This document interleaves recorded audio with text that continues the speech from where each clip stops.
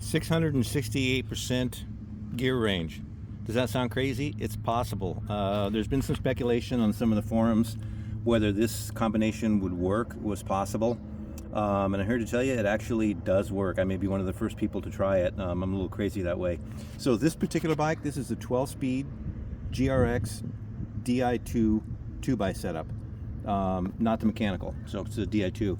Now, prior to this, let me give some background. The reason I wanted to try this, I had an 11-speed GRX Di2 setup that I'd been running for a couple years. Very happy with it, and I was running standard chain rings on that one. I would either run a 4831 or a 4630 in the front, standard GRX rings, and in the back, instead of the 11-speed 1136 GRX cassette, I ran an 1140 XTR cassette. That's an old cassette from the old 10, 12-year-old 11-speed XTR Di2 stuff. But it was a really light cassette, so it gave me from a 36 to a 40, it gave me a bunch more range, still shifted fine, but the standard GRX 2x wouldn't quite clear it, so I had to run a Wolftooth Roadlink. So if you're unfamiliar with this, you can see this length of this little dog bone. The standard derailleur has a shorter link here, so the Wolftooth simply extends it out, and that allows this jockey pulley to get all the way down underneath these big cogs here. The standard cassette on this is a 36, which stops at around here, so all this is extra room that the derailleur has to cover, and of course you have to have a little bit more chain on there. So anyway, that 1140 setup on my old GRX 11-speed shifted great. I could cross chain smoothly. Chain tension when I was small, so the small chain ring here and the smallest cog, it would go down to I think the 14. It would still keep chain tension on it with the clutch, so the chain wouldn't come off. Worked pretty well. So as an experiment, I wanted to try to get the advantage of the new 12-speed shifters. Those are actually Dura-Ace 12-speed shifters, which I prefer, but they're the new wireless stuff. And I wanted to see if it would work with this. So I tried a bunch of different combinations with this, different chain rings I had laying around, different cassettes, and finally got it to work, and it works really well. I'd say cross-chained, it's not quite as smooth as the old 4640 setup that I had before. Not that you should really be in that gear, but sometimes you get stuck in that gear for a couple pedal revolutions before you start down a hill, and you want it to be smooth and you want the chain to stay on. This is a little bit noisier when it's fully cross-chained, but once you go down to the second cog, it's pretty smooth, and the third cog, it's buttery smooth. But you know, nobody's going to spend all day climbing in that gear anyway, because we know it's marvelously inefficient. Even on a brand new, perfect Shimano spec system where you're not doing this mullet hybrid nonsense, if you cross chain like that, you're running around 90% drivetrain efficiency. And when the chain is perfectly straight, when you've got this line, when you got you've chosen a cog that's directly behind here and the chain's not angled at all, then it's up around 99% with a brand new chain that's been freshly waxed and everything. So you lose a lot of efficiency cross chaining anyway. So in other words, long story short is, I don't really care how efficient it is when it's cross chained. I just want to make sure the chain doesn't fly off when it does that, and it's not grinding and, you know, having mechanical problems. So it does work. So if you do get stuck in that gear, it'll actually still work, and that's the important thing. The other end is when you go small with Shimano Di2. It will limit you to, I believe it's the 14 or 15 cog, basically the third cog up.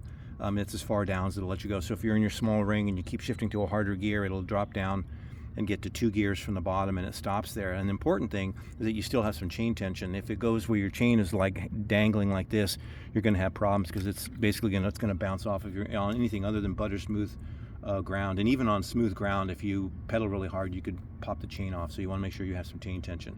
So that's why the long cage and the road tooth. So this goes small, pedals perfectly smooth. It shifts up and down perfectly smoothly in the small ring, and the big ring shifts all the way up to allow cross chaining. So technically this should require a 50 tooth capacity derailleur, and the GRX 12-speed Di2 I believe is 43 or 44 tooth, so it's a little bit out of the range. But most of you who have experimented with Shimano mullet setups know that you can usually go 3 to 5 teeth more and still have it shift acceptably well. Now, it doesn't meet Shimano standards, that's why they don't ship it that way, but it meets the standards of us schlubs doing mullet setups. So 668% gear range. The low gear on this is a 19.4 gear inches with these tires, so that's basically a full-on mountain bike low gear. That's roughly the equivalent of about a 32 on like an XTR cassette or a SRAM setup with like a 2.2 tire. So it's a super low gear. On the big end, it's actually 130 gear inches, which is just below a road gear. It's a 4610, which is a huge top gear. It's actually more top gear than I need, but I wanted the low gears. I would have been perfectly happy with like a 1245 cassette, because I really don't need much more than a 12 on the top end, not for gravel racing anyway. What's this guy down here? This was my first attempt. This is a SRAM PG cassette. Those of you familiar with these, SRAM made these about 10-11 years ago. They're 12-speed cassettes with the Shimano freehub body, made by SRAM for Shimano drivetrains. And they're basically wide-range cassettes that you can put on to give you some range. The problem with the SRAM, as some of you were probably already guessing, just didn't shift that well. There was certain ranges, certain gaps it would never shift. It wouldn't shift up or down in some of the gaps, and I checked everything, made sure I had all the spacers on correct like 3 different times. Trim, checked my derailleur hanger adjustment, make sure my derailleur hanger wasn't bent, chain length, every possible thing I could check, and I could just not get this one to shift. Literally pulled this XTR cassette out of the box, threw it on, and it shifted perfectly. And it shouldn't, because this is an even wider wrench. This guy's an 1144, which is already a massive range for a 2x setup. This is a 1045, so it's bigger, both bigger and smaller at the same time. And this one shifts perfectly. I mean, it's just great.